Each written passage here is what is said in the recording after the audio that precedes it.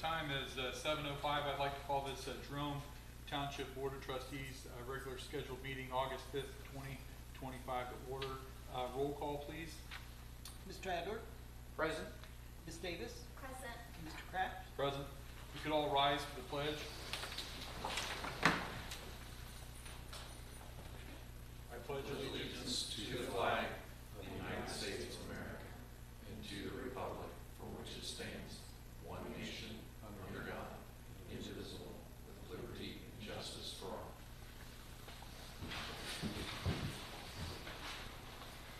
Have you both had time to review the agenda? Are there any corrections or updates we need to make?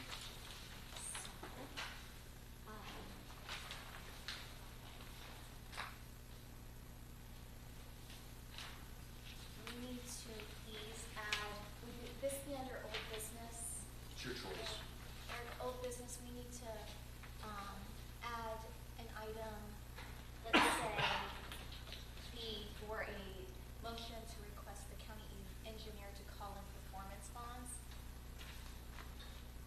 for discussion, please. Okay. Ms. Berry? Second. Okay. Yep, ma'am. The only thing, is there a point in the agenda where we were supposed to go out and take a picture in the truck? We could do that under administrator's report. Or do you want to do that before the executive session? Do you want to push the executive session back? Yeah, we could. So we'll make the administrator's report will be 9, exec session will be 10. Okay. Okay. I move that we approve the agenda as modified. Second. Roll call. Mr. Adler? Yes. Ms. Davis? Yes. Mr. Kraft? Yes. Right, Robert? You have the minutes of the special meeting of July 1st and the regular meeting of July 1st. I move that we approve the minutes, waive reading of the minutes and approve those minutes. Second. Roll call. Mr. Adler? Yes. Ms. Davis? Yes. Mr. Kraft? Yes. You have your warrants to approve for your pending warrant reports. They are warrants 45748 through 45844 and 95106 through 95124. Move that we approve those warrants. Second. Roll call. Mr. Adler? Yes. Ms. Davis? Yes. Mr. Kraft? Yes. Looks like underneath there we have change orders for the road department garage. That we,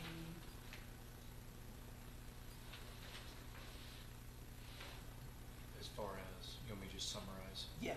Yeah, so we've made some change orders to include trench drains that apparently had been overlooked in the original design. We're gonna let the classical construction do that work. We are working with, to get the fire alarm system. That's not really a change, but that was a part of it. We did a change with the electrical, working with URE. So these odds and ends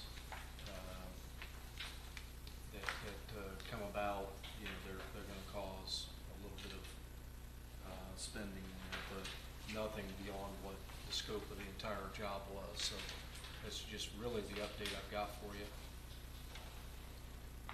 So the first part of that will be an amendment to the approval for classical construction for an additional $24,033.88.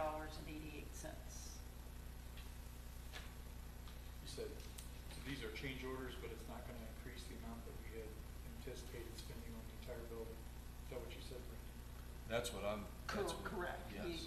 It's within the amount we budgeted, but more than classical's original quote. Could you say what you just said again, Robert, about this? So to approve the change orders for classical construction Construction in the amount of $24,033.88. Everybody understand what Yes. Yeah, I so move. Second. Roll call, please. Mr. Adler? Yes. Ms. Davis? Yes. Mr. Kraft? Yes. I think while we're on this topic, Brandon had mentioned that the original estimate also did not include the fire alarm system. We received 2 quotes, one from Corson Fire Security, and one from Habitat. The Corson was significantly lower than Habitat. The amount is $15,687. Did you say 15,000 or 50? 15.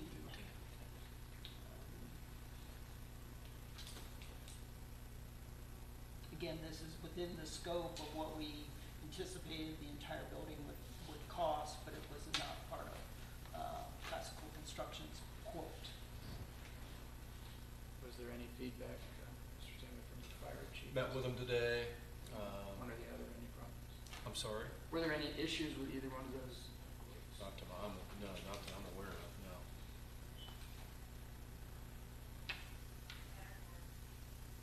So could you repeat the lower quote on that one? 15,687. Let me see if I have the Habitat quote. Habitat was 28 something, Yeah. substantially more. What was the difference since the two quotes are They- substantially more? 28,582 was Habitat. I don't know that they never called. I communicated with them on the floor plans. Both companies got the floor plans. The original quote from Corson was like 13 something. And then, when we did our site visit today, they're gonna do surface mounting, running conduit, for some of this instead of hiding it behind a wall, because drywall's gonna be starting. And, so that process is a step behind where it really should be. Is there any other wiring that we need besides the fire wiring we need to do now? Yeah, the electrical work is being, Will that's it all. be Wi-Fi in this building or Yes. cameras? Okay. Yes. Yep, that's Manifest is doing that. They're gonna be running the cable through there. Matter of fact, they're gonna be. Your conduits are in the back behind the walls? I'm sorry? They'll be in behind the walls? Or Yes, they're gonna that's be our goal. conduits too? That's our Okay. goal with IT, yeah, yeah. So, yeah. Just varying numbers. Barry, to answer your question, they had what appeared to be seemingly an excessive amounts of pole stations in there. And when I called back to verify why Corson was so low, they said, and I didn't give them any information from the competitor, and they said, based on what you're telling us and what we saw in the site plan, and we're gonna come out there anyway, our numbers are right. And so they came today and they said the same thing. So, we think we're saving substantial money by going that route.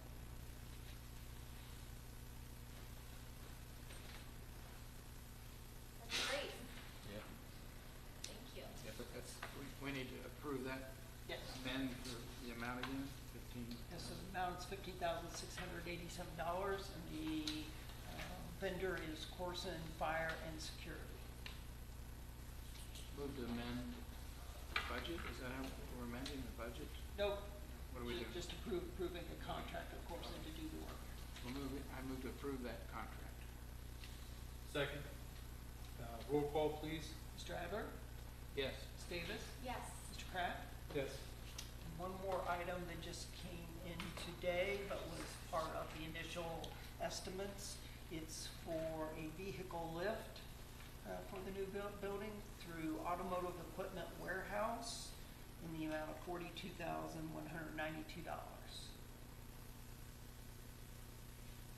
Is all this still within the overall budget? Yes, this was budgeted for as part of the overall price. This piece of equipment is something that's been needed back here. It creates safety risk when our guys are under a vehicle without, it just makes sense. This is a hydraulic lift, and it's big enough to put a dump truck up, so we're excited. It's gonna be a nice addition. And the concrete's made extra thick for this. And were there any other quotes on this? I can't hear you. Were there any other quotes? Yes, he got two, and this one, came out on top, and they're local. I'd also like to say, I think we're doing a great job investing in the road division. Just side note, I got a phone call from a township trustee from another area complimenting our new structure Yeah. and how other people are wanting to, other officials throughout the county are looking at what we've done and for Yeah. themselves. Plain So City great was- job with it, right? Yeah, thank you. Plain City was here last week, or 2 weeks ago, to tour it, and they're also looking at our concept, and they were, I think, amazed, yeah. I move that we approve the hydraulic lift for the amount of $42,000, whatever Okay, additional dollars were. Second, Roll call, please. Mr. Adler, Yes. Ms. Davis, yes. Mr. Kraft, Yes. that's all for right now. Thank you, Robert.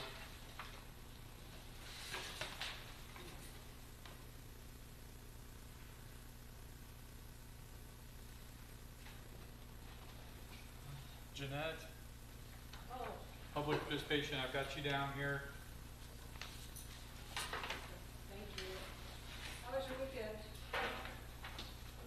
Did y'all get to enjoy the nice weather? Yes. How are you, Jeanette? Don't forget, you need to state your name and address. Oh, Jeanette Harrington, Mitchell DeWitt Road. I know if you'll stand by, the noise for the data center on Industrial Parkway is absolutely horrendous. The correspondence that we had with Carolyn, Brandon, you're on that, Eric's on it. She just flat out refused to do anything on Industrial Parkway, to mitigate the noise, just flat out refused. And I just want to share something, and Eric knows that noise, smoke, fumes, or odors. And they're excessive on their noise. I mean, there's no doubt, they're excessive. And I know y'all don't want to hear this, and you probably think that I turn it up, but No, I do want to hear it. I just want to share, I mean, this is ridiculous. Are these on? Should be. Can you hear that noise? I'm standing She's got a on my. video from her back patio, Yeah, so I'm everyone on in the my- audience I'm knows. on my deck. I mean, if that's not excessive, I don't know what is. I mean, that is absolutely, and that starts, you guys, that starts at 9 o'clock at night, usually very loud at 9. All through the entire night. This was taken at 7:30 in the morning when I'm going outside trying to drink a cup of coffee. I can't even sit on my deck. And where you guys probably got to open up your windows over the weekend and enjoy the cool weather, we can't do that in our house. We can't sleep.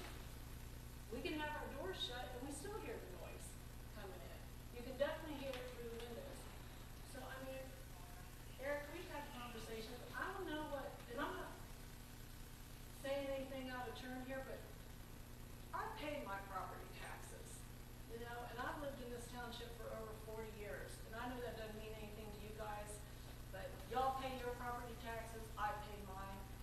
And I'm subjected to this noise every day, every night, and cannot sleep with the windows open. So, they misled the BCA when they came before the BCA. They had to. They had to have said something about there wasn't much noise. So, why can't that be enough to go after? I mean, it's right here in our standards, the noise. And I mean, what gives, you guys? So they've not offered any solutions? I saw the email come through and Yeah. it seemed like they said that they were going to offer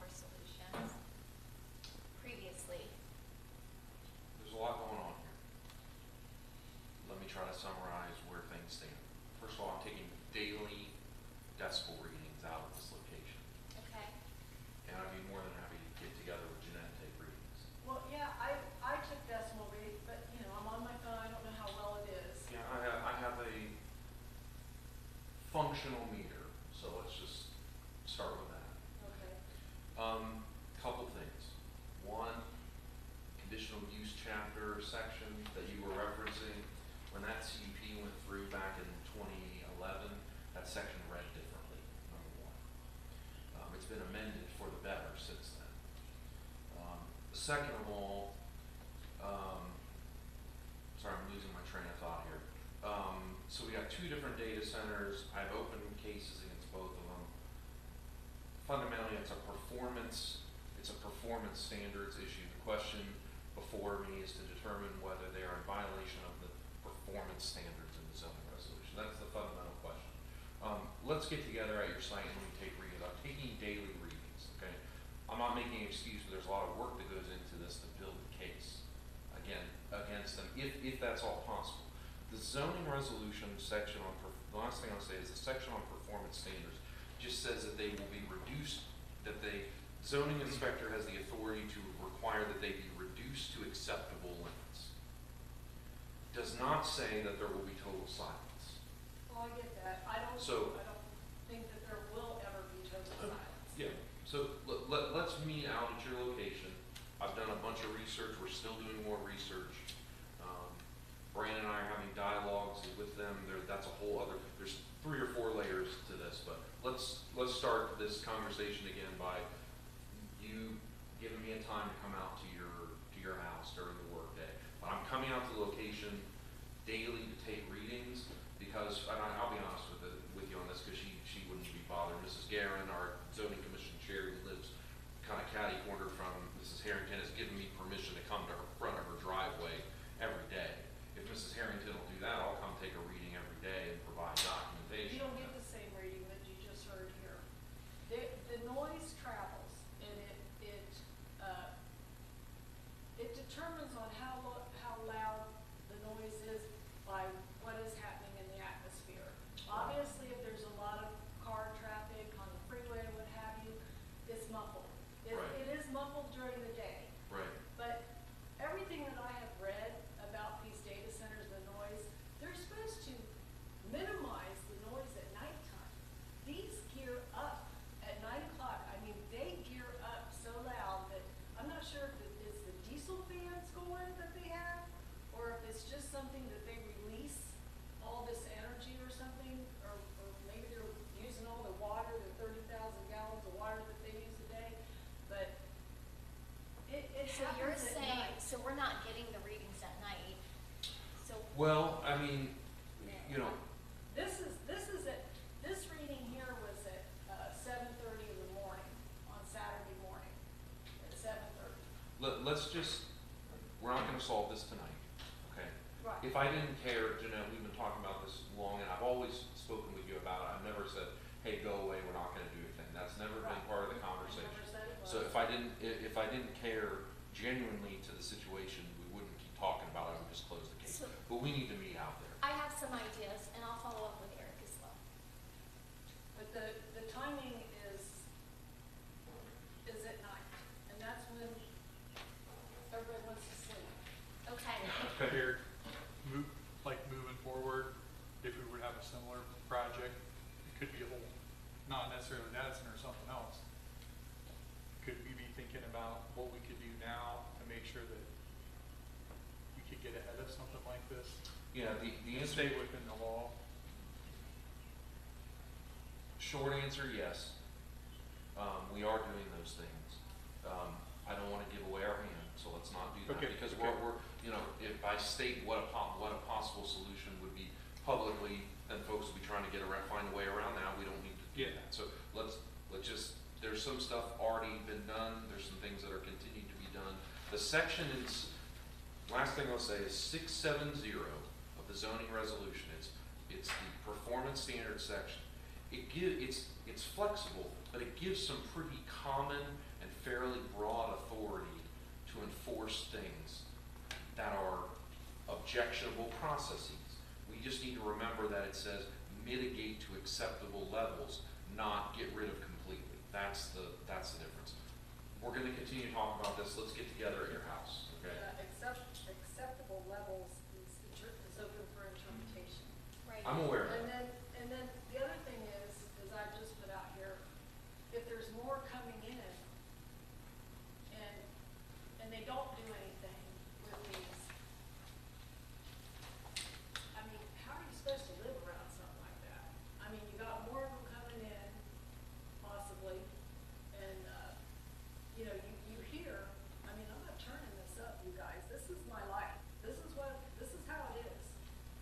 you get, there's talk about possible campuses coming down on Warner Road again, possible, I don't know if that's gonna happen, but I know that it's out there. And, that backs right up to my house. And I already got this noise. How much more noise do you expect residents to take, I guess? I could not agree with you more. Jeanette, So we're quick gonna work on question. some things. I've got a question. During the day, does it seem less? Yes. Okay. Is that because, in your opinion, is that because traffic, birds, other buildings, other noise, is that all blending into the problem at that point, and it Yes, just kind of muddles it out? It muffles it out, yes, Okay. it does. Now, there's, So then when it breaks the silence in the evening, when there is not as much, if at all, traffic going Or in down the the road? morning. Yeah, very calm, nothing moving, which would be a normal neighborhood. Then when those things kick on, it's probably magnified by the silence, number one. Number two, to your point, there is nothing else to muffle that out. So when we toured down there, how long ago has that been? Couple weeks. 2 months. Yeah, a couple months. Yeah, it's say probably 2 months.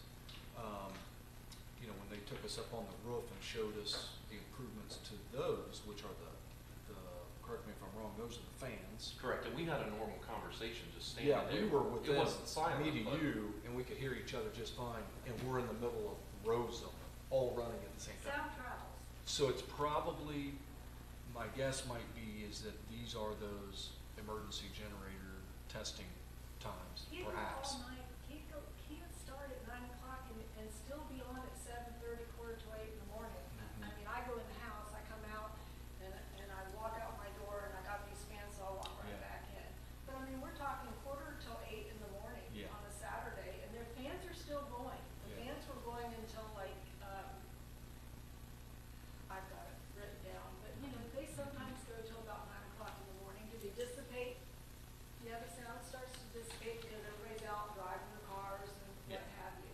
Yeah. But, from everything that I read, like I stated earlier, fans are supposed to be more on a silent mode at night instead of revving up. And Right, this well- is just the opposite. Sounds like we need to take periodic readings, multiple locations, at multiple times of the day to assess what the situation is and then move forward to the. Barry, I agree with you, but I just want to remind everybody, there are multiple competing, we only got me and Peyton, so there are multiple competing demands. If the board's willing to entertain this, tonight, Jeanette, why don't you just hang out here to the end of the meeting? Because it shouldn't be a grotesquely long meeting. And I'll start taking the first reading tonight, if you're willing to meet me back in the house when this meeting wraps up. Well, if you're willing to come over after 9 o'clock, you're welcome to it. Well, I because- don't know, to be whenever this meeting ends, if I stay up too late, I'm gonna end up divorced. Okay, Well, that's but what keep I in mind, I mean. also have an evening meeting tomorrow that I have to be at as well, so let's Okay, start so- taking some readings now. Yeah, if you Okay? could come like after a meeting, after a 9 o'clock meeting, you're gonna hear it. Okay, full let's force. start getting those data points, because I think we're talking right now in feelings or perceptions, I should say, not feelings, but perceptions. Let me start taking decibel readings, building up some data metrics, so that we can sling that back across the table to Amazon, or have the conversation about what that data means. Right now, we're just talking in perceptions. So Yeah. that can start this evening if you're willing to just wait till this concludes. I'll be happy to do it this evening. As long as, it's 7:30, I mean, if you come out earlier than 9 o'clock, you might as well forget it. Because it'll still have the outside, I mean, you might hear something, but you're not gonna hear it. Regardless of the time, I hear you, what you're saying, regardless of the time, let's start taking data immediately. If the issue is we need data, let's start taking data immediately. I mean, you still hear the fans, it's just the decimal reading won't be as loud as it will be after 9 o'clock. Okay, I understand. Thanks, Jeanette. Okay. Meeting Thank you, might Barry. go the meeting might go that long anyways because we have an executive session. Well, you know where I live, you would just wanna come over after the meeting, We'll plan on it. Okay, we'll plan on it. because I really don't, as much as I like y'all, I don't really wanna stay. That's fine. Don't forget your purse. Yeah, don't forget your purse. All right, Ken. We don't Appreciate have you. a public safety officer tonight. That's National Night Out. Brandon, the administrator's report. Yes. So, kind of go first here. Interrupt that and then- because I did have a brief an email with the stats person, and apparently they are working on some stats to get to us in a couple of weeks that has all the overtime hours, some of the speed data and everything like that. So Okay. they've been accumulating that. And the Hopefully we'll sheriff's have that for our office. next trustee meeting. Yeah, they had a Thank good you. crowd tonight, over at the firehouse and, went over there for a little bit of that. That started at 6 tonight. But, for us, it's been, today, for example, it's been very busy, but, we were able to send Michelle down for, social media training. We weren't sure it would necessarily fit all of our needs, but, it was free to member agencies, so I'm excited to hear back from her tomorrow on that. The building back here clearly is moving fast. They've got the frames of the walls in, and moving very, very fast there. They were putting the overhead doors up today, assembling them. As a matter of fact, when I was coming back here, they were still over there, I believe, so unless it was just a work truck I saw. So that's moving right along. Sign Effects is moving as fast as they can to design the LED sign and put it into more of a graphical, dimensional artwork that we can see, and that project's also moving as quick as it can for the LED sign. You have the road, chief, I'll let you go last so I can get this done. The road department report is in your folder. Just a quick update. I talked to Barry about this at the end of last week. The side-by-side utility vehicle that I had given you a quote on, I think 2 meetings ago. I'm encouraging Vince and Kenny to continue to look at used models, and when we get something that they think would fit that need, we'll just see what the price tag is on used, and I'll report back to you at that time. I don't have any updated numbers for you on that. But as a follow-up to that conversation, we've learned, I think, that once we have paths in place, that we have a liability if we don't take the snow off of those pathways. So that's, It just would create an inherent danger of somebody slipping and falling, and that's the last thing we need. We have seen an uptick of the neighbors coming through the woods that we now own back here, and it's a nice addition to the township for sure. Other than that, that pretty much ends my report. do you have an update on the walkway around the pond? I know that was concerned. Yeah, that's in the final, waiting on the final design report so we can go out to bid. I should have it this week. Andy Claridge, the person that we hired to do the design on the path, was here about 10 days ago or so. Showed us the work that he had already done, and he felt that all he had to do was a couple corrections that he wasn't satisfied with, that his staff had done on a map. He wanted to fix the map, so I'm waiting on that. Once I see it, we should be ready to go out to bid. So I had expressed some concerns about going underneath the canopy of some of the trees out here. Has he addressed We that? talked about that at length, actually. He does not share that concern because this path it's not like we're digging deep into the ground. He estimated that literally you're only going to be taking so many inches of the topsoil down, and then you're going to be rolling it back out, smoothing it, and being prepped for the asphalt. He said that type of tree, that species that are out there, he said, we go right through those all the time. He said, the odds of that happening is none. That's what he told me. I know that Plain and Pastime Park, there had been a 1 mile path put around, and that was a concern. There was a lot of yelling about it, and I don't think any of the trees were affected, even though at the time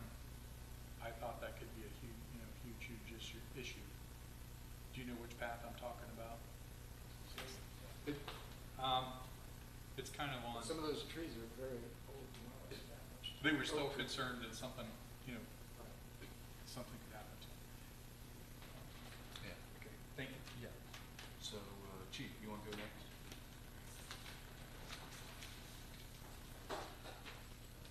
When you wanna look at the truck? Yeah, whenever you want to. We can go first. You guys wanna take a look at the truck real quick while it's here, and then we get Justin back over to the, National Night Out, so. The new tanker's outside. Fix your hair, cause we wanna get a picture. Yeah, we can do it. I can take the picture. Little trick.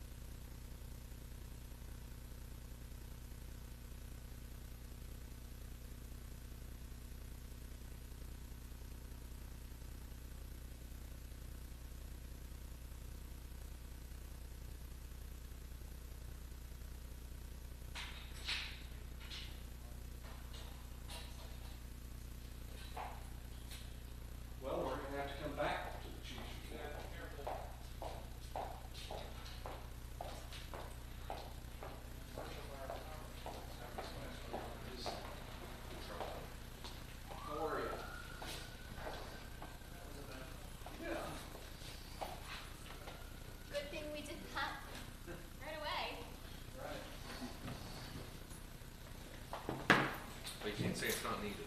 Right? They may come back, Joe, but I moved his stuff back there. Right, so, we went out, got to check out the 211 tanker, because we didn't quite make that clear when we left. All right, moving along here. Justin mentioned that you had the fire department reporting you, Brandon. Is there anything we need to? Say that again about the fire department? It's in the folder here somewhere that we need to cover that. Do you have that? I didn't hear what he said. Do you have the fire department report? Yeah, he handed them out to you. Did It you should get be one? this. Looks There like it this. is, yeah. Okay. Yeah. Was there anything you need to comment since they got called away on the fire? This is Anything? the first time I'm seeing it, so no, I don't have, I think the chief was gonna cover the PUCO grant that they received. Okay. And off the top of my head, I think it was, you remember the amount? It was several $1,000s. About 15,000. Yeah, yeah. So if he can get back, maybe that's something he'll want to That was for cover. hazmat training, if I recall. Yes.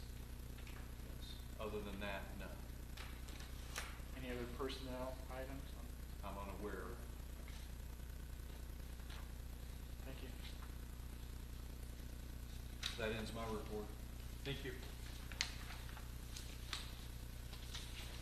So moving along, my understanding we have an executive. Was there anything zoning department? I saw that. Eric said no. I have some other business on, Executive session last. I have some other business under old new business, so I don't need to mention it before. Thank you. We just switched it with the administrative report. We made it like, we wanted to get our picture, I guess, and then we were gonna have an exec session. That's what we did when we set the agenda. You could modify the agenda. Could we modify it so Yep. we don't keep our audience longer than it needs to be? Can I make a motion to move executive session after new business? Second. Roll call? Ms. Tractor? Yes. Davis? Yes. Mr. Kraft? Yes.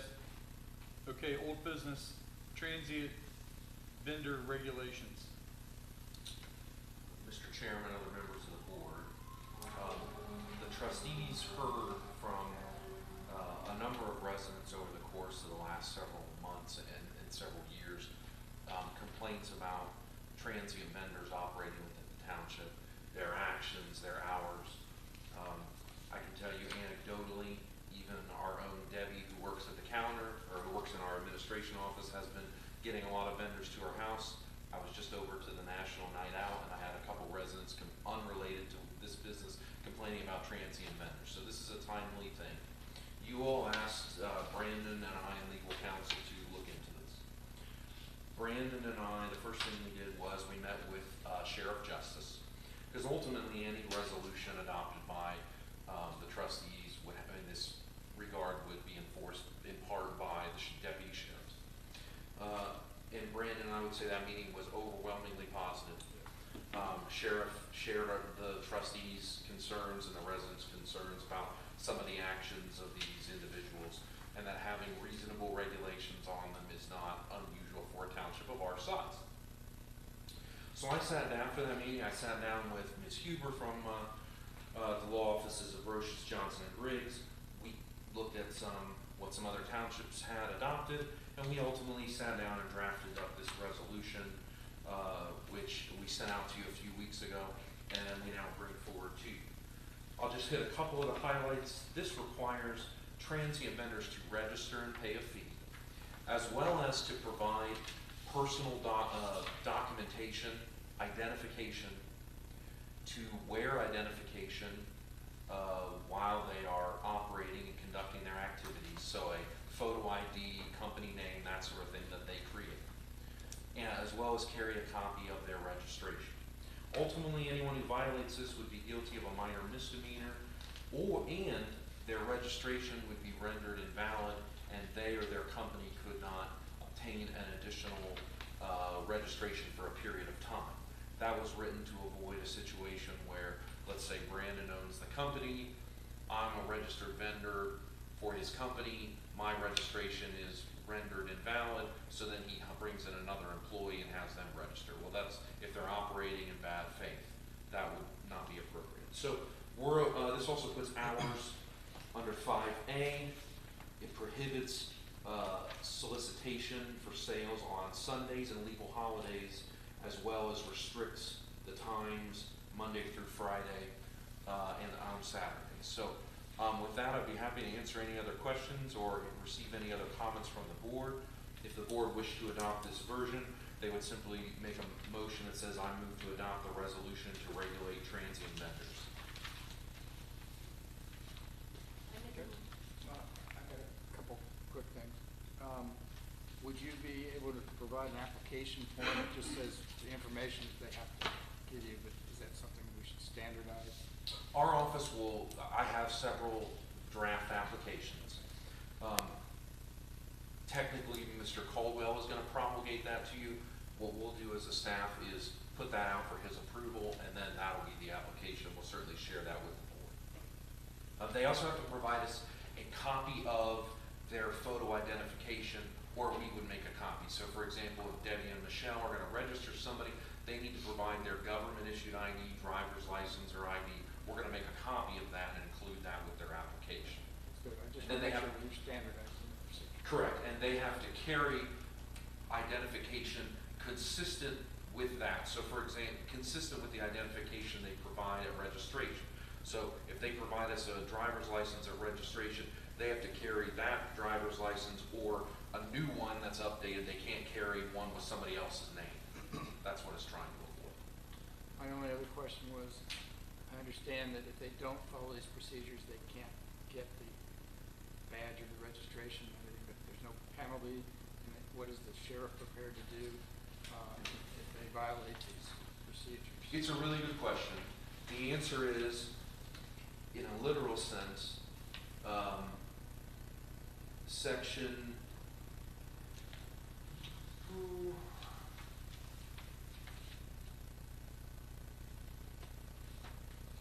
What they do is they have the ability, I mean, it's, a repeat offender becomes, it's a nuisance, and then it's dealt with through. I see the six. we have a problem. Nuisance, Yeah, I Yeah. see the six. is Let me, minutes, and then H, through- I, and then Yeah. the six, just a spacing issue. I'll space it, yeah. Yeah.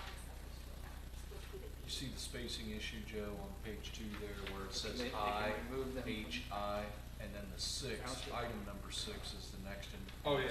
It's just a spacing issue there, we'll fix that. we'll fix that. And then, Mr. Adler, to answer your question, there's a spacing issue on page 2, but if you look at item 6 on page 2, they're guilty of a minor misdemeanor, and their registration is rendered invalid as a matter of law. So their registration would just be over, and we would note that in their file. What we have found most of the time, and I've dealt with, this is not a zoning issue, it's a general regulations issue, Right. but most of the time we've dealt with this, I have, it's been a warnings thing. Sheriff has said, you need to go register, and it's only somebody that's an egregious offender that's ever gonna get cited. When we met with Sheriff Brandon, the discussion I recall was that we could go a number of years without anybody getting cited. But the idea with this is to cut down on bad actors, cut down on people who are not conducting legitimate business, who have an excessive number of individuals operating in the township, who are not abiding by reasonable hours, et cetera. So they would be cited, but I would tell you in practice, we'll probably get a lot of warnings. But what I would also tell you is a lot of folks won't have identification. So if they don't have identification, they'll won't be able to register, and they'll have to move on. And they'll make a decision at that point to move on. And I think this is very good. I just wonder, how are we gonna inform the public or the transit vendors? Website, Facebook, we'll get it out there. I think we should. Other than that, it's word of mouth and It's education. word of mouth. I mean, I'll post it, and a lot of the complaints came from Jerome Village. There's a big forum. I'll post it there. We'll utilize other neighborhood pages, I Good. think. The sheriff was especially excited because they know that if a company that is up to no good shows up here and we shoo them off, they're gonna just drive down to the next township or other area. In their computer system though, through the sheriff's office, they'll be able to track these folks. So if they run into them again the next day and they're doing the same thing elsewhere, just because a township doesn't have what we're having, or they do show up on another road here, they'll know who it was because they get identified. very familiar with this process. We followed a very, very similar process. And it is a lot of warnings. So Education. it is, especially for the first year. It's a good step forward. I'm pleased we're taking this step because I've had a few Yeah.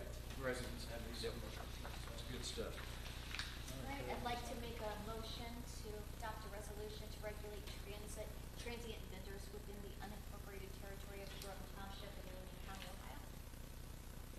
Second? Roll call, please. Mr. Adler? Yes. Ms. Davis? Yes. Mr. Kraft? Yes. Mr. Caldwell, if you kindly have them sign that copy, even though page 2 there's an issue, we can correct that tomorrow. We can fix that with the magic of Microsoft Word. The next item on the list, Eric, I'll have you give the backstory here, but I did attend a town hall at Glacier Point down the road with regard to many of the ongoing issues that are unresolved within that neighborhood, despite our efforts to work with the developer on many items. We have one of the residents here, but Eric, would you like to explain for the record what this performance bond and what calling it means? Thank you, Mrs. Davis, and other members of the board. This has been a long and sordid saga. Mr. Stanley knows my frustrations and knows the amount of time that's been put in trying to work with this developer and bring them into compliance. But the bottom line is they're not in compliance with the applicable zoning regulations, and they're not necessarily making great decisions in some of their relations with residents. Several years ago, the board entered into a bond agreement for landscaping. Mrs. Davis, I'm referring you to the one that's the one that's labeled landscaping. Should say landscaping.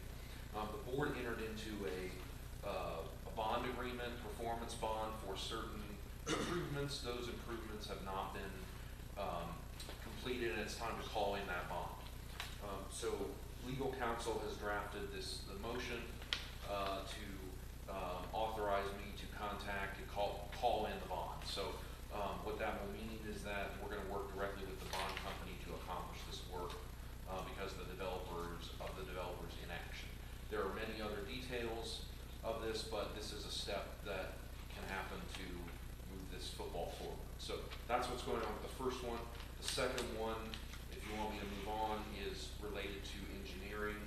I understand that Mrs. Davis and I have also gotten complaints about the infrastructure that has been installed.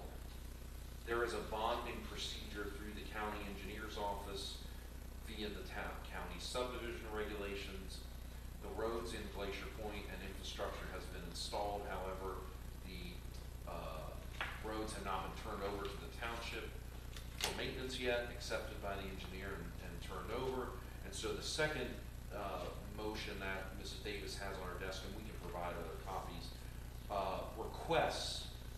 directs Mr. Stanley to request that the county engineer call in the performance bond for infrastructure.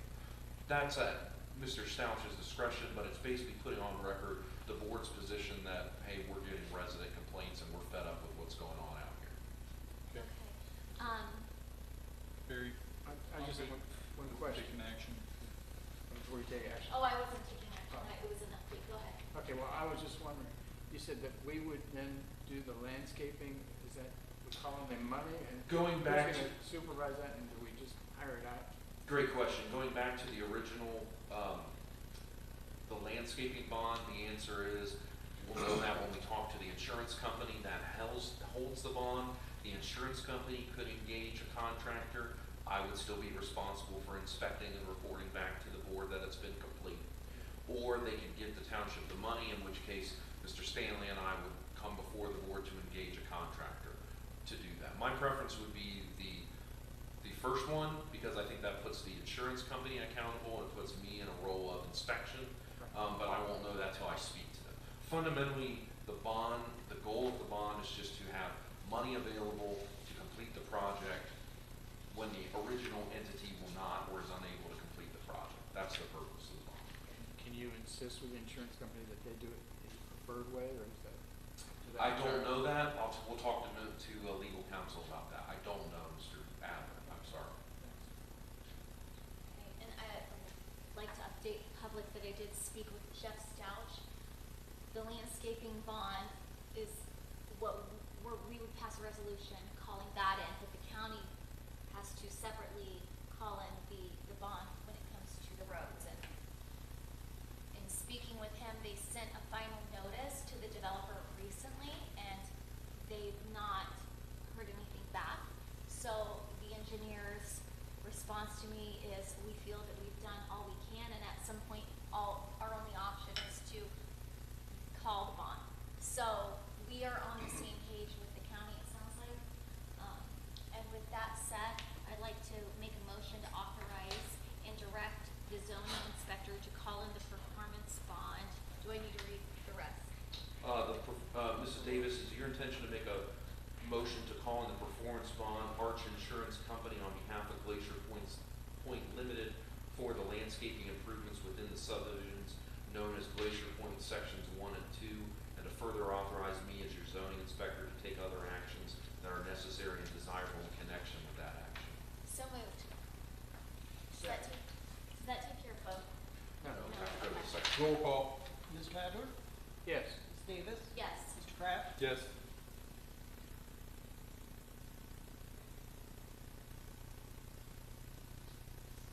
And with regard to the county? This is a request to Mr. Stouch, but is it your intention, Mrs. Davis, that the board authorize and direct Mr. Stanley, the township administrator, acting on behalf of the board, to request that the county engineer of Union County, Ohio, call in the performance bond for Glacier Point Limited for the subdivisions known as Glacier Point Sections 1, 2, and 3, and to further authorize the township administrator to take such other actions as he may deem necessary and desirable in connection therewith. Robert, you don't have this on you. Yes, and so moved. Second? Roll call. Mr. Adler? Yes. Ms. Davis? Yes. Mr. Kraft? Yes. I need to sign. Nothing to sign, sir. Okay. We done? This, all right. New business, set a public hearing for case Z25-002. Mr. Kraft and other members of the board, this is a case that's been recommended to the board from the Township Zoning Commission. The board has 30 days from receipt of this case to hold a public hearing, which means your options are your coming meeting on August the 19th or September the 2nd. Or to hold a special meeting if you would so choose. You know, we've got another zoning hearing on August 19th. I don't think that's gonna take too long. Yeah. It depends. So would we will have a whole board then also? Do we want to just put her in the 19th? Keep moving along, or do you want to make it the first meeting in September? I'm okay with it. Oh, the mind to get it done. One public hearing then, 19th.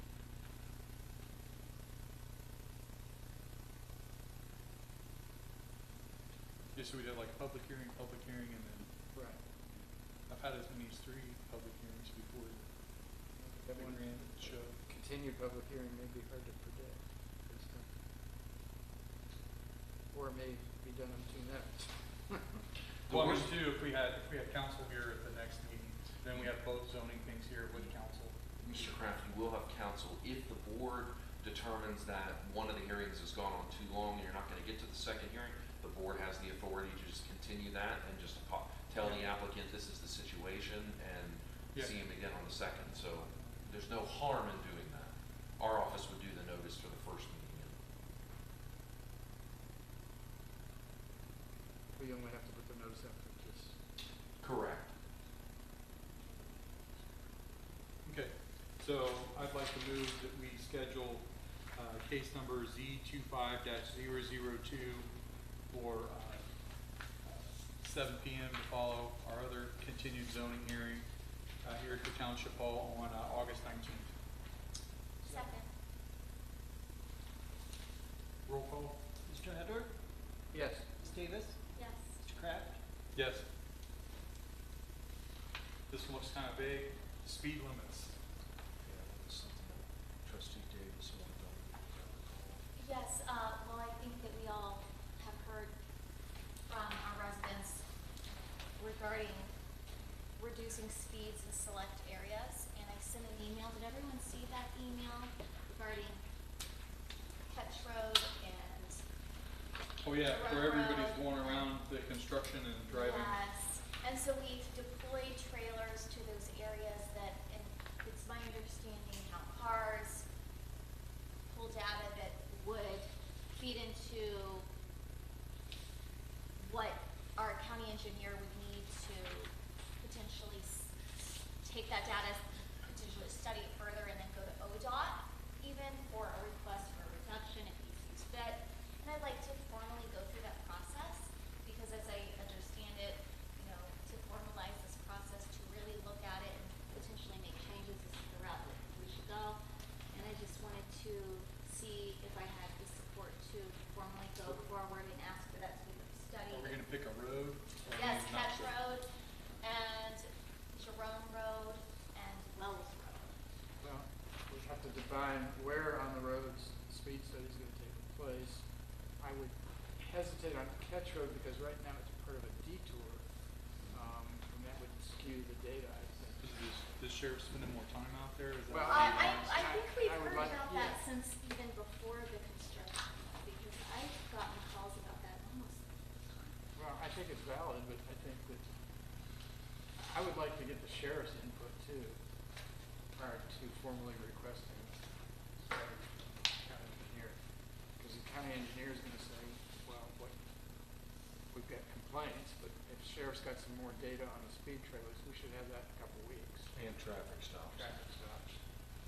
I think that's what I'm suggesting though, is take that data and then say, once that's collected, because the trailers are there, and it's my understanding we've been collecting that data, and formally say, once that's been collected, can we take it to our engineer and see if he would be willing to take this to ODOT to potentially have it reduced.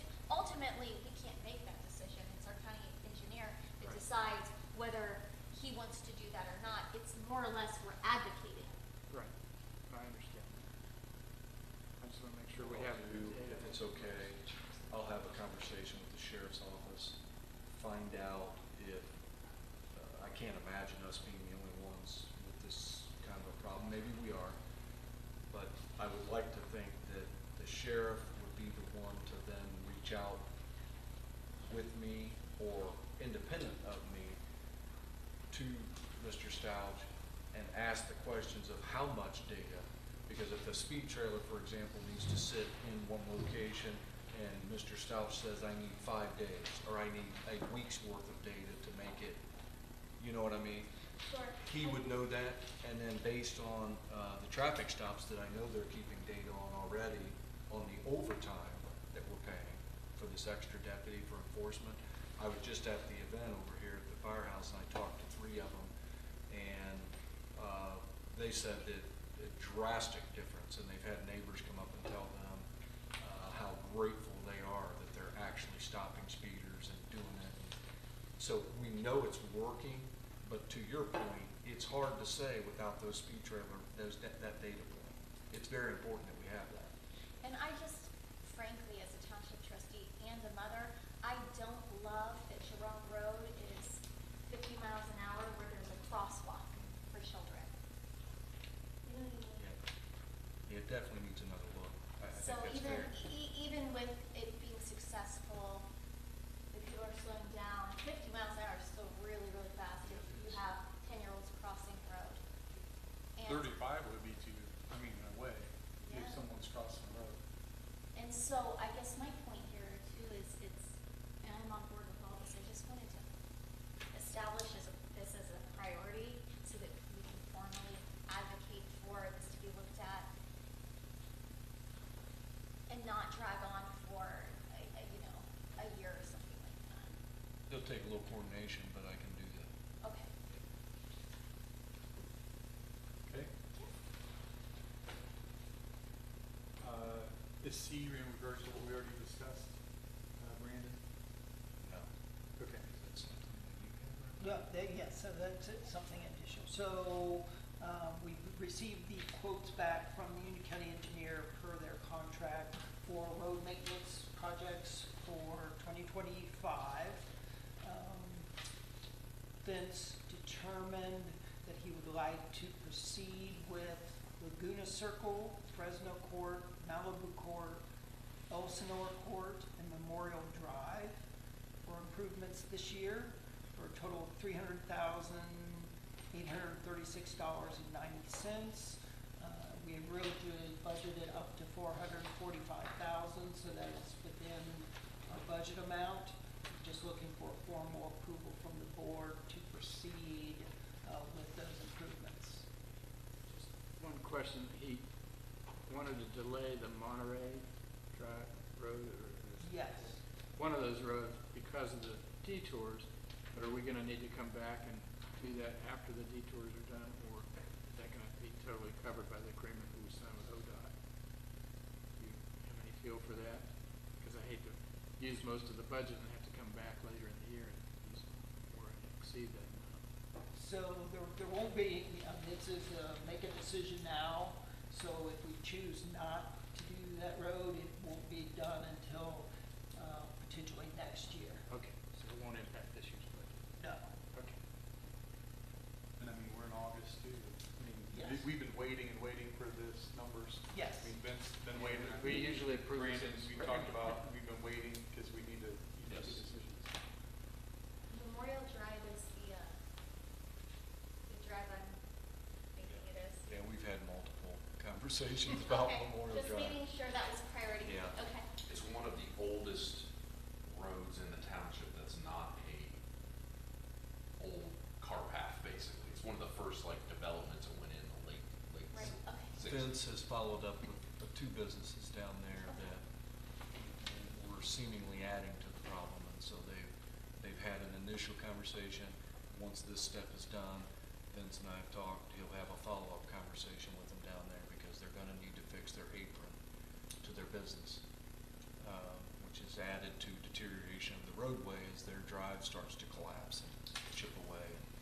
Okay. That's what's added to confusion and concern down there. Okay, I So we need to take action on what Robert just said. Yes. I move that we approve the road maintenance contracts as presented by the fiscal officer. second. Roll call? Mr. Adler? Yes. Ms. Davis? Yes. Mr. Kraft? Yes.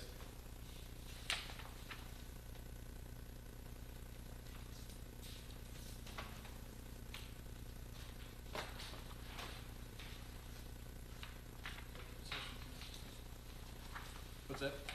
Executive session. Okay. Okay. Yeah. The time is 8:10. I move that we adjourn to executive session pursuant to Ohio Revised Code Section 121.22G1 for the purpose of considering the appointment, employment, dismissal, discipline, promotion, demotion, and compensation of a public employee or official. Second. Roll call, please. Mr. Adler? Yes. Ms. Davis? Yes. Mr. Kraft? Yes.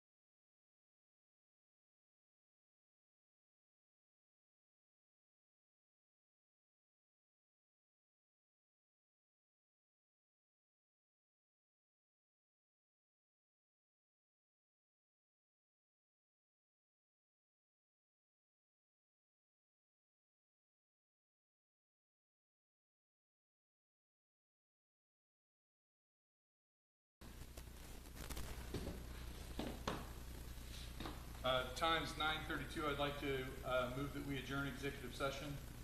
Second? Roll call, please. Mr. Adler? Yes. Ms. Davis?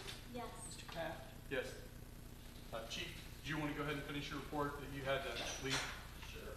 So,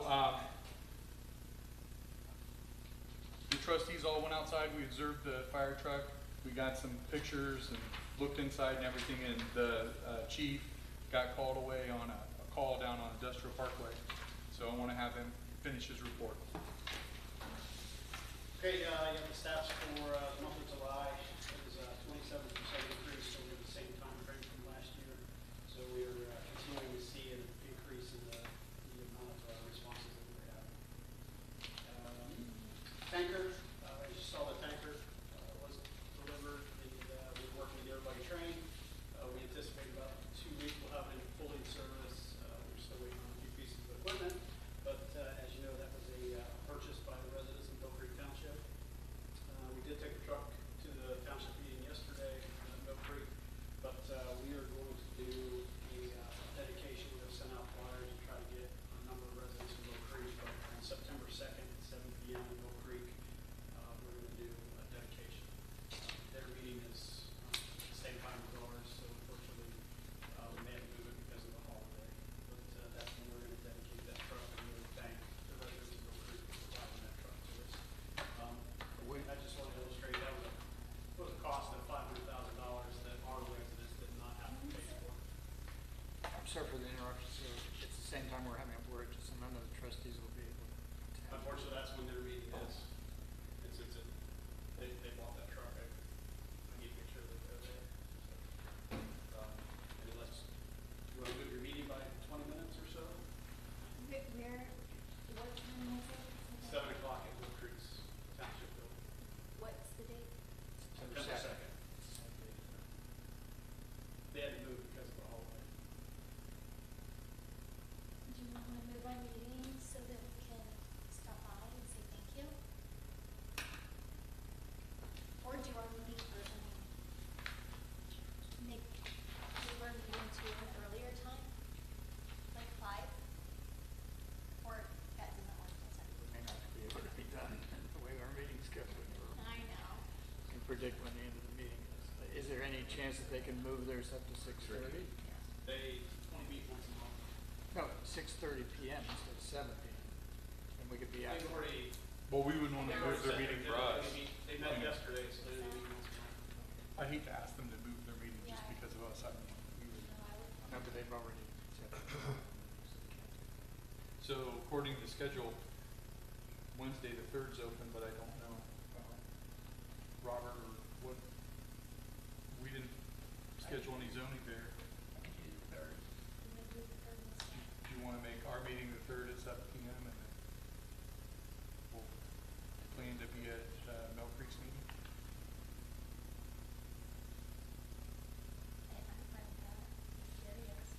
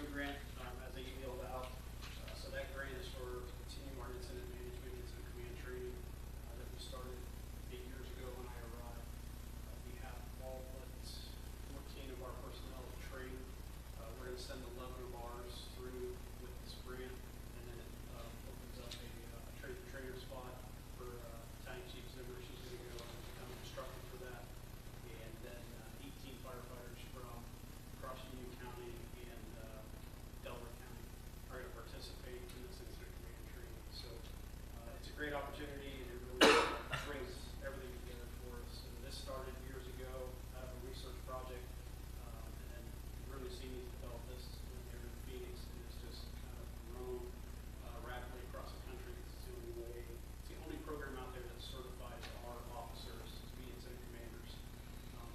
They've grown the program. It started out with just fires, commanding fires. Now it's hazardous material incidents, EMS, mass casualty runs, and they just released a module earlier this year, not only for dispatchers but for aircraft rescue and firefighting as well. So it's an amazing program. It's really made a huge difference for our people and the way we run the scenes, manage the scenes. So good opportunity for us. Personnel, we had two openings due to resignations, and we've moved two of our part-timers up to full-time. They're getting their physicals. Once those results back, we'll get them started working. One of them, actually both of them are in medic school, one in Grant, and the other one is in home stage program, so we're working with their schedules, so make sure they get through that and pass that. Can I interrupt again, sir? Yes. So part-timers don't need to have a physical, or is this a different physical? So there's a different, so the pension has a different, completely different physical than what we put our people through. They require certain, it has to be within, is it 6 months or 12 months? I think it's In the shorter, yeah. 6 months within, since the previous, so, and they have certain requirements that they have to follow for police and fire pension fund. It's like a 30-page report, EKG and everything that has to go to the police and fire It's fund. more extensive than just part-time. Yeah. You do put part-timers through a physical Yes. before they. Now, in this medic school, I know from our discussions in the past, we talked about not hiring people unless they had that medic card, and that all of our firefighters are gonna be medic. So since the pool of paramedics out there is very slim, we hire people that are in medic school that they have to be able to obtain their medic card while they're on probation in that first year. So that's given us a lot of flexibility, and it's really allowed us to hire some really good firefighters and not lose them to other departments. So it's worked out really well. All of our part-timers are in medic school, either in the prereq courses or in actual medic school. So it's really, it's good that we be able to pull from our part-time firefighters and move them up to full-time. It shows their loyalty to us, and then, same thing, we're being loyal to them, we're hiring them, we're bringing them in full-time. So how would that, like, if they're working 1 out of every 3 days, like, how does that work?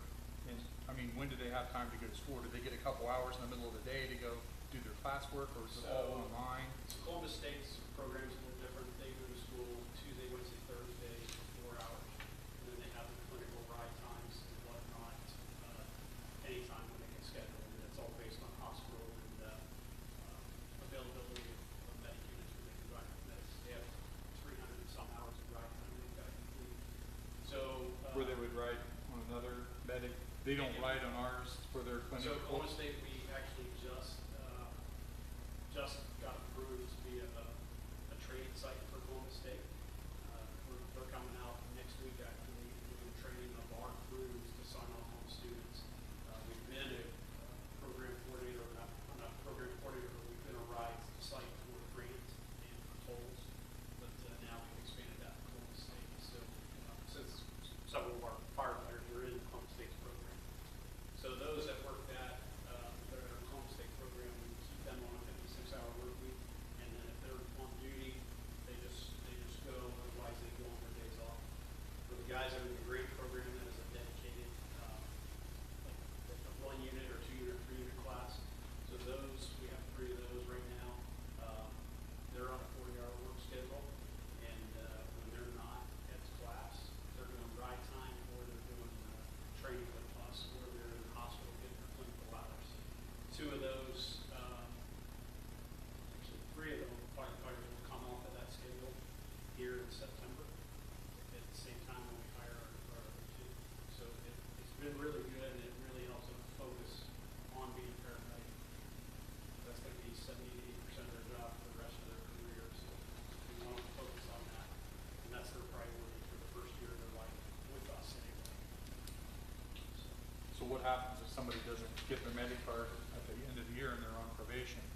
So we give them, Once we find out when the graduation date is during the conditional offer, we give them 60 days from their date of graduation to become certified, a state of Ohio certified paramedic. If they do not become a state certified paramedic, then I come back before you and recommend certification for breach of contract. So fortunately, we've never had to do that. So we really go out of the way to support our firefighters. We put them into refresher classes if they need to. We have a lot of great instructors that are sitting there really working to make sure that they are always graduating top of their class, studying for that test and passing that test the first or second time around. It is probably one of the toughest tests they'll take in their career, to get that to keep up. And then we have interviewed about 8 firefighters for part-time positions. We have one more round of interviews Thursday, and then we'll fill the 3 open part-time positions. We have abundance of candidates, which is great. A lot of departments have that luxury of having multiple applicants, but we receive 1 to 2 applications every week, so we're doing really good. So good things are happening at your own fire, and we want to keep that up and keep on improving and bring people into the ranks for us. So, I caught something on the announcements I do want to bring your attention. It's a reminder, the board recently approved a 1% increase. Yeah, I noticed that. Okay, so it's a renewal Okay, with a right. 1 mil increase. So I want to make sure that we understand that 1% is not much at all. And then the other day, I don't know if anybody's considered this, but we have a lot of people that live across the street in Kimberly, Briarwood. But there was an older couple yesterday trying to get across the street due to the traffic.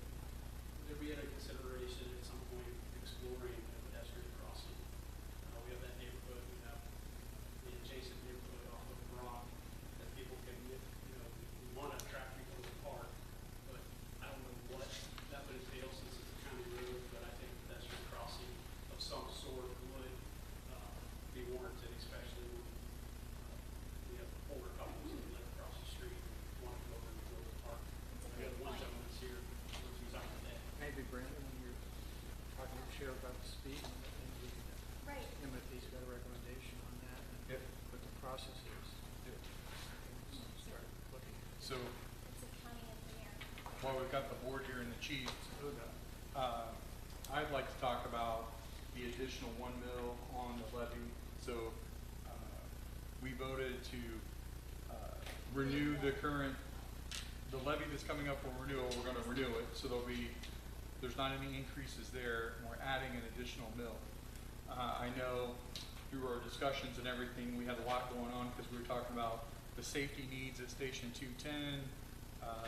I know third station had gotten brought up. We talked about the need for 6 more full-time that this 1 mil would pay for.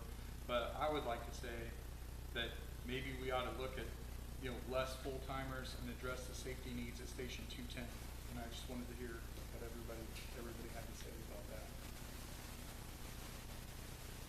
Yeah, I would agree with that approach. I think there's some immediate safety repairs that we can do to use some of that money towards it. That would help out our current firefighters, people that have to have their shifts in that building. Obviously, we can't do a total renovation, but there's some safety concerns that might be able to be immediately addressed in some of this funding. But I think our emphasis does need to be staffing. Like we talked about tornado shelter. We also had discussed the need for a place for the turnout gear. What do you call that room? Is it So D? the way Station 211 is designed, it's a gear room, it stores their turnout gear, it's got humidifiers in there, so take the moisture out. Actually, the loan selects the turnout gear, so we get the 10 years out of it. But it's also a secondary to tornado repellent. So we pull not only the quantity of the crew, but the shift change, and they have a cost going on. I think it's like I know that the money would not support the renovation. We have immediate safety tell the That's public important. what we're buying with this additional, But with an emphasis on staff and the safety. Our struggle is gonna be to convert a full barn to bring it up to current standards, still current building code standards. And we're always fighting that cost of construction. You saw Dunkin' Donuts, 2,000 square foot building, $850 square foot. That's a small little building. And we can't renovate with this money. Right, Yeah, and there's so no way. we will look and prioritize to see what we can do. There's I anything. guess my question would be, what's the limitations? Is there a dollar amount we're looking for? I'd say this is some stuff. I guess if we can get a prioritized list from you, then we can make some estimates of what you may want to do a fact sheet prior to the levy too, to say what this much. I just want to be able to tell the residents of the this is what staff, and when we were talking, Robert was saying what, up to 6. Is that the goal? Absolutely. Okay. Potentially the maximum Robert suggested with this money would be 6, but if we have to do some repairs, we would have to reduce that number. And it'd be a good idea to have that information as soon as possible to communicate that to the public. Because And that, and my question, Brandon, on this, we spent $25,000 for an architect to provide us information for the USDA. And but that was to get a whole renovation. But that's a plan. renovation, we know that this can't support a renovation with fire levy money. So we just want to put so I heard something out. immediate safety needs. There's no way we can use this money for that. We know that. So what is the money prioritized for? Is it only on staff? Or are we going to say some staff and some immediate? I think, Safety. so we know what the quotes come back. I think that's kind of a mystery right now. Yes, priority is Like, staffing. do we need a tornado shelter right now, is what I'm asking, Yeah, absolutely. you know, It is a something. whole barn. Yeah, we will prioritize and then we'll get quotes. We do have, I know we reached out to a company that has tornado shelter, $50,000, and that does not include installation. But it's for compliant. I don't know that we have to go to that extreme, but we'll work with our architect and we'll get some quotes from different vendors. What we figure don't out wanna what do our priority is. is dump $300,000 into something like that.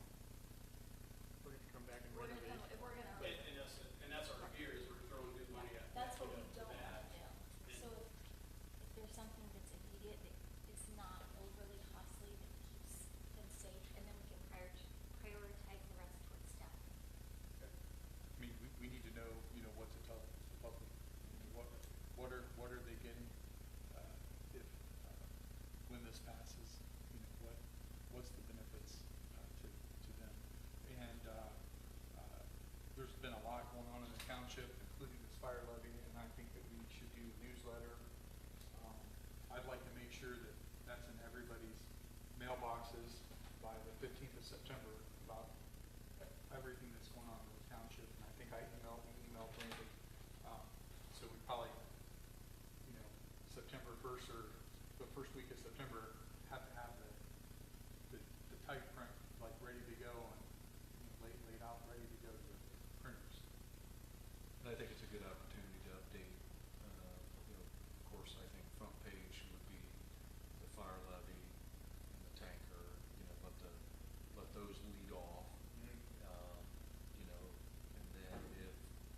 then inside, we could, show pictures of this building or, whatever to keep filling the newsletter. And if it's. It fills up fast, Oh, it does. I mean, there's an abundance of The stuff to walking talk about. path. Yeah, just an abundance. So, yes, we'll work on it, and then I'll just count on Chief and Robert on the fire levy part. And of remind sticking- folks of the speed. I'd like to see an too, on this additional list. link to a fact sheet, whether or not we mail a fact sheet out or have something Or on the like a website. QR code. Yeah, something, so. That would be We don't want to fill available. the whole newsletter and make it sound like Just it's the fire levy. just the facts. Right. That's Like all a we can do. one-pager. Right, a one Like pager, one. so we need to develop Because that on a timely people basis. don't read.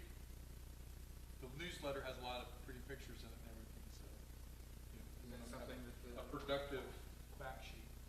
That's something you could work on with the fire chief? Oh, yeah. We should- We have a draft bill already.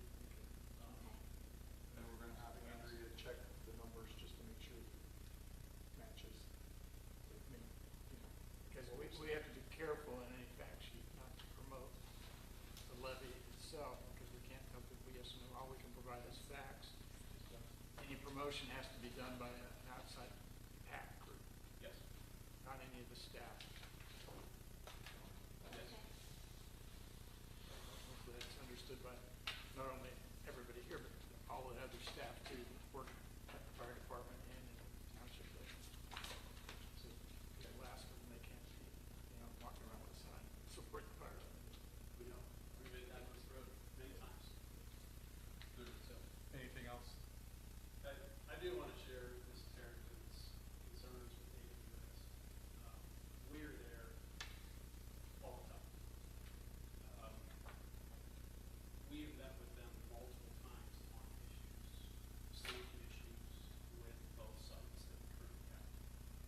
They have blocked our fire trucks from accessing the facility. They have two security systems set up. They have internal and then gate security. They don't talk to each other, so we have delayed access getting in. We've had a fatality at each of the two facilities. We had a $50 million fire loss at the industrial facility. They tax our resources, and it takes away from you that pays the taxes. When we had the fire, I did a quick count when I was sitting back here with Chief French. When we had the fire, sorry, we pulled in all of our resources, so both engines, one medic unit, and we had two command trucks there. Pleasant Valley pulled in two fire engines, a medic, and their battalion chief was there. Washington Township pulled in three fire trucks, one medic unit, and their battalion chief showed up. Pulled from Delaware County EMS, site of the Township Fire in Delaware County, Concord Fire. Marysville brought two pieces of apparatus. Norwich brought two pieces of apparatus. Madison Road Court from down by Rick Walker brought a piece of apparatus because of the special piece of apparatus. EMA and then the sheriff's office. We had a drill team out there with that. That was an amazing amount of resources that gets pulled for a fire. It's not the first fire that we've got. We've got multiple fires on these sites, and we get blocked. It's repeated, continual, and we've met with them. We plead with them, and we've gotten them over it. I mean, if there's a fire there and the gate's down, don't you guys just blow the horn if they don't let you in and go in? Well, that gate will destroy your $1 million fire truck. Okay, it's a special gate. Yes. Like they're ready to be ambushed or something, or these are So- strategic sites that have military secrets on them Yes. or something? Several of these sites are federal government sites, or some federal government buildings, so they're secure. And I understand they gotta have some level of security, but their lackadaisical approach to safety of us and safety of our community is horrendous. We wouldn't allow that for any of our other businesses, and that's the problem. Chris Stricker and Brad Flora, they're there. Probably half of their time as fire inspectors is spent in these. And it's continuing. We're gonna get 4 more sites. That's what we know. We have plans for 4 more sites. And Those are almost speculation at this point because of some of the water limitations and other things that we've heard too. So we got plans on them. Let's get ahead of this, yeah. So I don't, it's only gonna continue to drain our resources.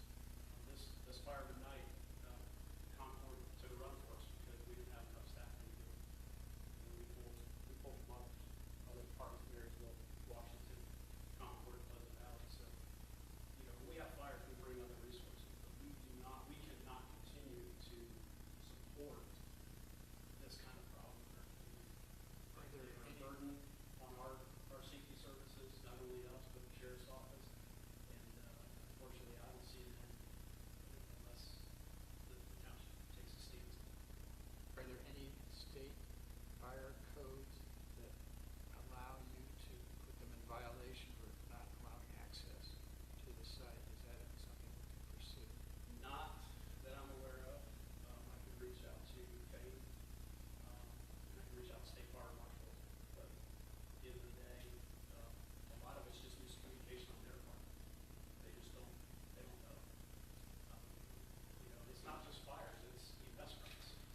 a procedure in place that they have to meet with based on fire codes, and if they don't meet with it, they can be fined for violations. Yeah, the fire, that's totally separate from the fire code, but their emergency procedures, and we've asked them to do certain things, we've asked them to meet on a regular basis, and we have yet to get them to the table. They keep on saying, yes, we'll do this, we'll do that, but it's beating a dead horse.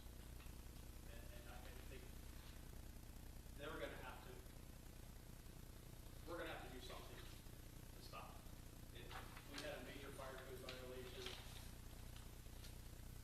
We put an end to that. We stopped, immediately do a stop work order and, or stop work issue, and it's done until it's fixed. They have a lot of money, but our residents are suffering the price because our resources are depleted down here. So this is not gonna go away, it's only gonna continue to get worse. My fear is that a firefighter is gonna get hurt, or if we're down there, one of our citizens is gonna suffer because we're not servicing them like we should.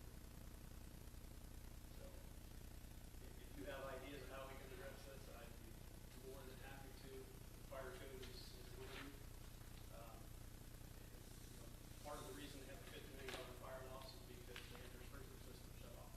And that was allowed because the building was under construction. The fire loss would probably be a lot less had they had their sprinkler system on and it was functioning properly. I have major concerns, and I appreciate it, and I know that I'm doing my own due diligence behind the scenes to see what our options are. I know that not only the safety concerns, which are the most important in this conversation, but also, as Trustee Adler said, the water concerns. So thank you. Did you, any questions for me? Appreciate it. Good. Thank you. Thanks for sticking around. All right, I have some announcements. The board recently approved renewal of our fire levy that'll be on the November ballot, which includes a 1 mil increase. Please contact township fire chief, battalion chiefs, or trustees with any questions. Our offices will be closed Monday, September 1st for the holiday. We'll reopen Tuesday, September 2nd at 8 a.m. A correction, we just voted to also be closed September. Oh, no, I'm sorry, that's the offices. I got ahead of Did we do the myself. motion to move the meeting? We didn't do a motion yet. I'll do this. We should announce that. Yeah. If you'd like to receive notifications regarding Board of Trustees meetings, email our township office at jerometownship@jerometownship.com. We're always accepting applications for position on our zoning boards. Please visit the website and fill out an application. I'd like to move that we move our September 2nd, 2025 meeting at 7 p.m. to Wednesday, September 3rd, 2025 here at the Township Hall at 7 p.m. Second. Roll call? Mr. Adler? Yes. Ms. Davis? Yes. Mr. Kraft? Yes. Time is 10:01. I move that we adjourn this meeting. Second.